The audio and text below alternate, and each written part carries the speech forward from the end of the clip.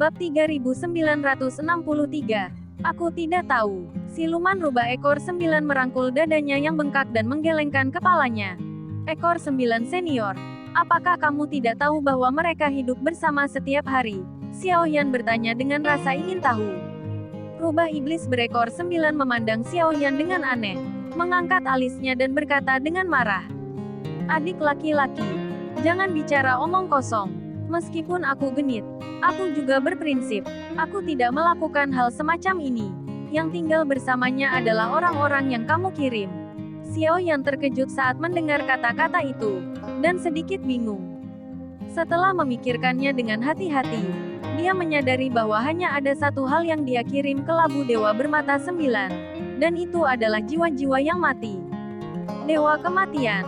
Xiao Yan memikirkan nama itu, tapi nama itu sepertinya tidak mengungkapkan terlalu banyak informasi, dan ekspresi bingung muncul di wajahnya. Apakah Necromancer nama senior ini? Tanya Xiao Yan. Nomor 11 sudah dikalahkan, jadi tidak perlu terburu-buru ke arena sekarang. Bagaimana kamu tahu identitasnya? Berbicara secara logis, identitas ini seharusnya masih cukup misterius bagi orang-orang di dunia lain. Namanya Jiwu, dan Dewa Kematian adalah identitasnya di dunia tanpa batas. Qiu Biao melirik Xiao Yan ingin tahu, lalu menjelaskan. Dewa Kematian, sepertinya ada hubungannya dengan hidup dan mati, kata Xiao Yan. Satu-satunya yang dia dapatkan adalah nama Necromancer, dan Jiwu yang disebutkan oleh siluman rubah ekor 9 jelas merupakan nama aslinya. Bertanggung jawab untuk memenggal kepala jiwa-jiwa jahat. Rubah iblis berekor 9 menjawab. Xiao Yan menggelengkan kepalanya saat mendengar ini, menyatakan bahwa dia tidak memahaminya. Orang yang terbunuh olehnya akan disebut mayat hidup. Mayat hidup ini tidak akan mati sepenuhnya dalam jangka waktu tertentu, tetapi dapat dikendalikan olehnya. Rubah iblis berekor 9 menjelaskan kepada Xiao Yan. Peti yang menjulang tinggi itu sangat mengesankan. Sulit untuk tidak menyadarinya. Xiao Yan dengan tegas memunggungi siluman rubah ekor 9, karena takut terpesona. Apakah kamu tahu bahwa sangat tidak sopan untuk tidak melihat wanita cantik ketika kamu berbicara dengannya? Setelah selesai berbicara, siluman rubah ekor 9 muncul di depan Xiao Yan, hanya berjarak setengah lengan dari Xiao Yan. Dan pada saat yang sama, ada aura yang tidak baik.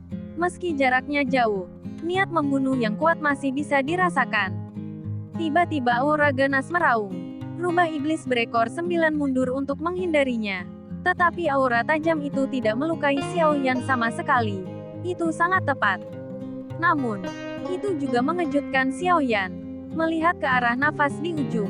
Pada saat inilah rubah iblis berekor 9 yang baru saja mendekati Xiao Yan sedang menonton. Sungguh wanita yang galak. Dia sudah cemburu bahkan sebelum aku menciummu. Rubah iblis berekor 9 tersenyum menawan. Dan Xiao Yan tidak bisa tertawa atau menangis ketika mendengar kata-kata itu, yang menunjukkan bahwa posesif permaisuri masih ada, sangat kuat. Adegan ini juga membuat Xiao Yan langsung merasa bahwa dia tidak dapat melanjutkan obrolan lagi. Jika tidak, sesuatu akan terjadi jika dia tidak menjaga keseimbangan. Pada saat ini, pertempuran sedang berlangsung, dan tidak ada yang bisa menentukan sisi mana yang akan menang. Tentara kaisar wanita sangat besar jumlahnya, dan kekuatannya tidak perlu dipertanyakan lagi. Jumlah pembangkit tenaga abadi benar-benar melampaui istana dewa berburu. Suci telah menyadarinya, dan dia senang bahwa dia telah membuat pilihan yang tepat. Diperkirakan istana dewa pemburu akan berurusan dengan dia, bahkan tidak memiliki kesempatan untuk berurusan dengan Taisu. Tentara berapi-api yang dipanggil oleh Istana Abadi Nirvana adalah kekuatan terkuat dari kaisar wanita dalam rumor, dan dia adalah penguasa mutlak di alam Suanyin. Suci tidak hanya tidak mengharapkannya, tetapi juga harus menjadi legenda yang telah meninggal. Tapi dia tidak pernah memikirkannya. Saya masih bisa melihatnya dengan mata kepala sendiri hari ini. Taiksu bahkan lebih terkejut. Setelah mereka datang ke dunia nyata Suanyin, mereka secara alami melakukan banyak upaya. Mereka tahu tentang kekuatan yang mengancam di dunia nyata Suanyin. Mereka secara alami tahu tentang permaisuri yang kuat. Tetapi berita yang mereka dapatkan adalah bahwa permaisuri dia sudah lama jatuh. Jadi dia sama sekali tidak memperhatikan permaisuri. Tanpa diduga, Pria kuat yang seharusnya jatuh di zaman kuno ini tiba-tiba muncul. Dan saat ini menjadi penghalang terbesar Taiksu di dunia nyata Suanyin. Saat ini, di salah satu ketuhanan Taiksu di ujung terjauh, ada beberapa sosok berdiri di punggungnya. Angka 2 di lengan pemimpin sangat mengesankan. Sebelum kematian nomor 11, dia memanggil nomor 1. Tetapi itu sepertinya yang nomor 1 belum muncul. Tampaknya nomor 2 adalah pemimpin kelompok Taiksu ini. Dan jatuhnya nomor 11 juga membuatnya cemberut. Dia juga kehilangan seorang jenderal. Untungnya, baju besi dewa palsu setelah kejatuhannya diambil kembali seketika. Sehingga Xiao Yan melihat sekeliling setelah nomor 11 terbunuh.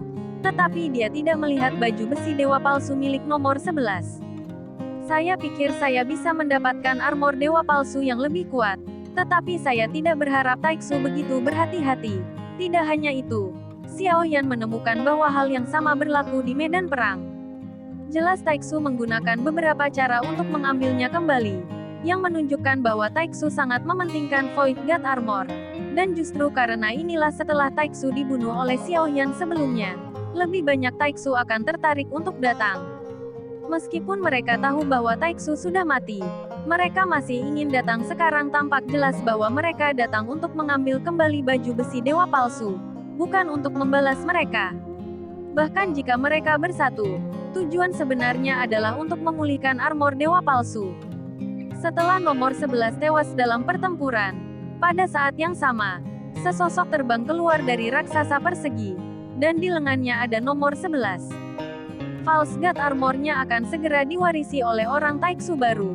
Selama False God Armor masih ada, tidak akan ada lowongan untuk nomor 11. Saya khawatir itu akan menghabiskan banyak jika kita bertarung seperti ini. Kita harus menghindari pemborosan sumber daya untuk sampah ini, kata omor-omor Taiksu perlahan. Perang ini tidak bisa dihindari. Permaisuri belum jatuh.